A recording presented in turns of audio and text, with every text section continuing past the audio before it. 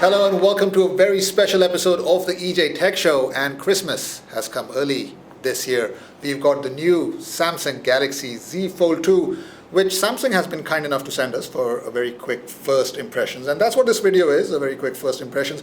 We will be doing a full-blown review later on, but right now we're giving you our initial thoughts on the device. Now, we did review the original Galaxy Fold last year, and that was a first generation product, and it felt like a first generation product. This, on the other hand, this feels more complete. This doesn't feel like a passing fancy or a futuristic curiosity. This feels like a phone that someone would just outright buy. And talking about someone who would outright buy it, this chap over here has actually pre-booked the device.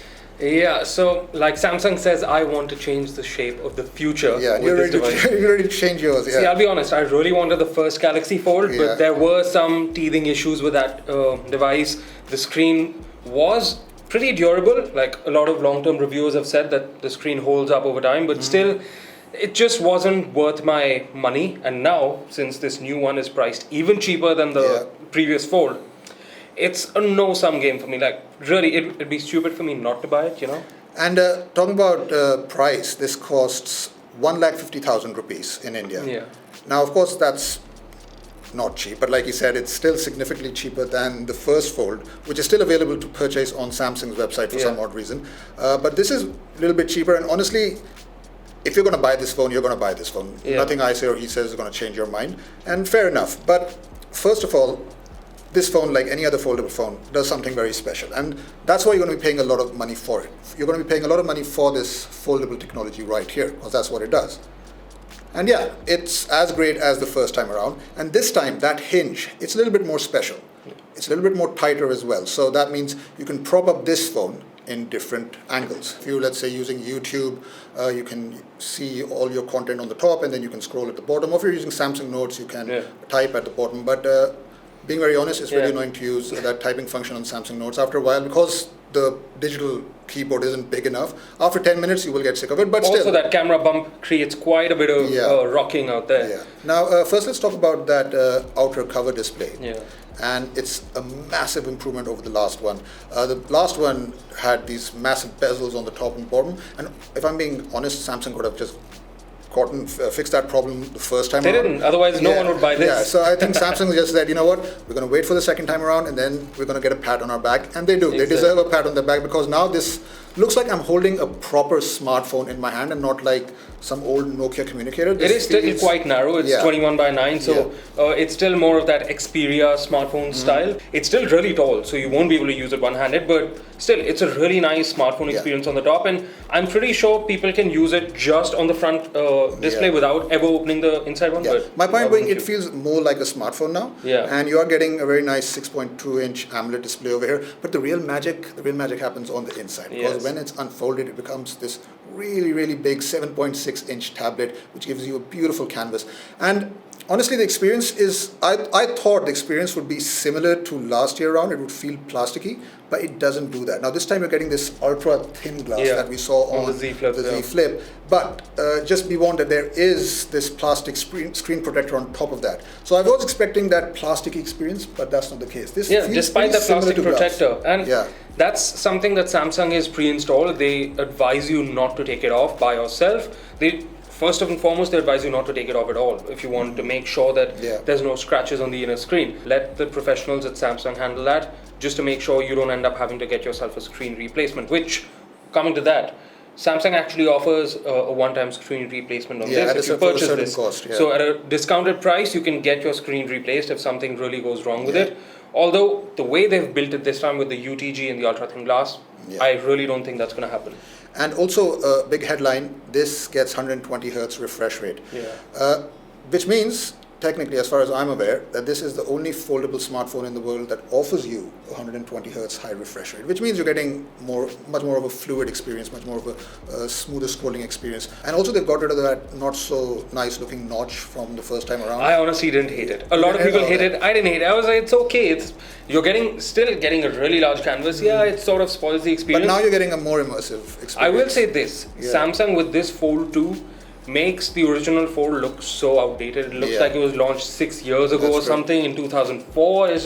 It's mad. But now you get this single hole punch that houses that camera. Apart from that, you've also got a side fingerprint scanner, and we forgot to talk about the color. You get this in two colors. You got Mystic Black and this one Mystic Bronze.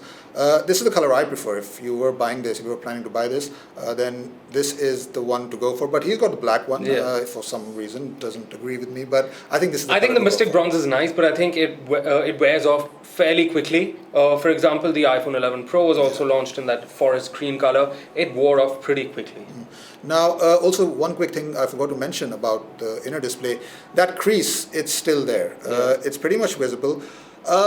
Does it bother me a little bit? But honestly, if you're going to pay so much money for this phone, if you're going to spend so much money, you've already made your mind up that that crease doesn't really bother you. Now, for your other specifications, you've got a triple camera setup. I think they're all 12 megapixel resolutions. I think it's similar to what we got on the S10 S10 Plus, yeah. Now, we're not doing a camera performance test just yet, but I'm guessing the performance will be similar to S10 Plus only. It's not Note 20 Ultra level, and that's, I think, a pain point that people have pointed out on social media and on other reviews. But then again, this phone is not about the camera. It's about the inner display. That's what it's all about.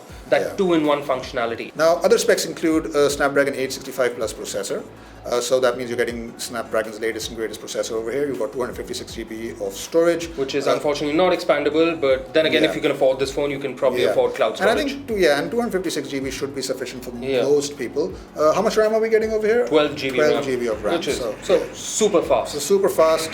Gaming is going to be great. Multitasking is going to be great. And like we said, we will be doing a full review when we spend more time with this phone. But I have a feeling the performance is going to be pretty multitasking is what this is built for. That those three window so let's come over etc. through that software. So from last year around, we also got that multi-window feature on the original Galaxy Fold, and it's made its way over here as well. So that means now you can at any given time use 3 apps simultaneously. Yeah, and you can pair those up together from the side edge view, so that you can bring them up all at once immediately for quick functionality. Plus, you get app continuity as well. So that means any app that's opened over here will open on the big screen when you unfold it as well. So and vice versa. Yeah, and vice versa. So it's a really nice little feature to have. But that flex mode, that's the drawback that I'm seeing over here, because you've got it great, but then with a phone like this, you need software that's optimized for it. And Samsung's done a decent job over here, but then a lot of third-party apps aren't supported by the flex mode. And I think while the software is getting better, it's definitely better from the first time around, I think there's still a lot more, room for improvement over here when it comes to that software. I look at flex mode the same way I look at Samsung's Dex mode for its Android tablets. It's something that Samsung is trying to do over and above what Google has done to be able to make the experience a whole lot better. And as long as foldable devices take off the way the Fold 2 is taking off, we can be pretty sure that developers will start building more functionality in their apps for it. Right now, in its current stage, it might be slightly limited, but we know that that's coming.